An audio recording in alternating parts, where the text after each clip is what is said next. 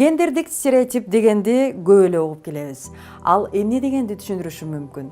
Гендердик стереотиптер бул эркектер менен аялдар тууралуу, алар кандай болушу керек, жашоодо өздөрүн кандай алып жүрүсү керек деген өңдүү бир жактуу ойлор.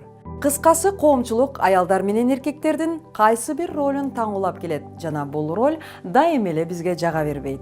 Биз менен бирге гендердик стереотиптер кандайча жаралат, анын терс таасирин тийгизүүсүнө кантип жол бербөө керек деген суроолорго жооп алсаңыз болот. Гендер жана жыныстык өзгөчөлүк. Мисалга, айымдар кичине кезинен учкуч болууну кыялданып, учкучтар окуу жайына тапшырарда ата-энеси жана жакындарынын түшүнбөстүгү жана жемелөөсү анын оюнан кайтуусуна себеп болот.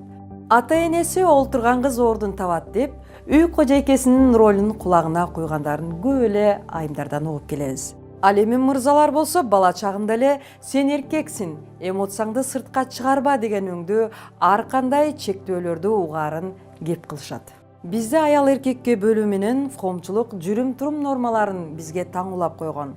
Кыздар учкуч боло алышпайт, эркектер ыйлабашы керек дегендей. Ал эми аялдарга сен алсызсың, анткени сени табият ошондой жараткан деген тескөөлөр орун алган.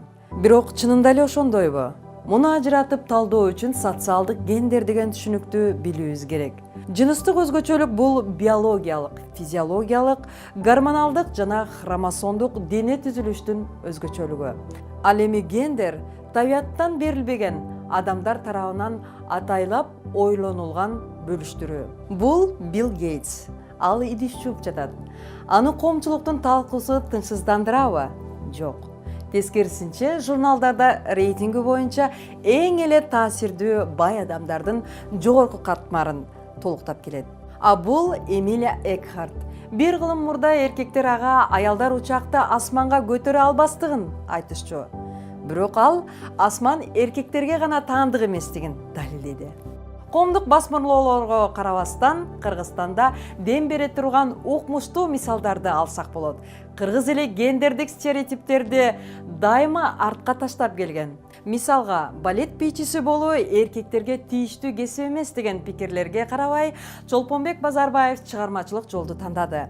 Ал эми Курманжан Датка аялдар мамлекетти кынтыксыз башкара алаарын көрсөттү. Жогорудагы мисалдарда байкагандай, жыныстык өзгөчөлүк эч качан сиздердин гендердик өзгөчөлүктөрдү аныктабашы керек. Эркек менен аялдын ажырым ролу, кесиби же аталышы жок. Ар ким сүйгөн иши менен алектенип, өз жолун өзү тандоого укуктуу. Гендердик теңдик бул аял менен эркектин биологиялык жыныстык өзгөчөлүгүнө карабастан, эркин жана жеке ой жүгүртүүсү менен өз социалдык ролун аныктоосу болуп саналат. Жыйынтыктоочу корутунду. Гендер жана жыныстык өзгөчөлүк бир эле нерсе деген чаташтыруу бар. Жыныстык өзгөчөлүктөр жаратылыштан болсо, ал эми гендердик өзгөчөлүк коом тарабынан ыйгарылат.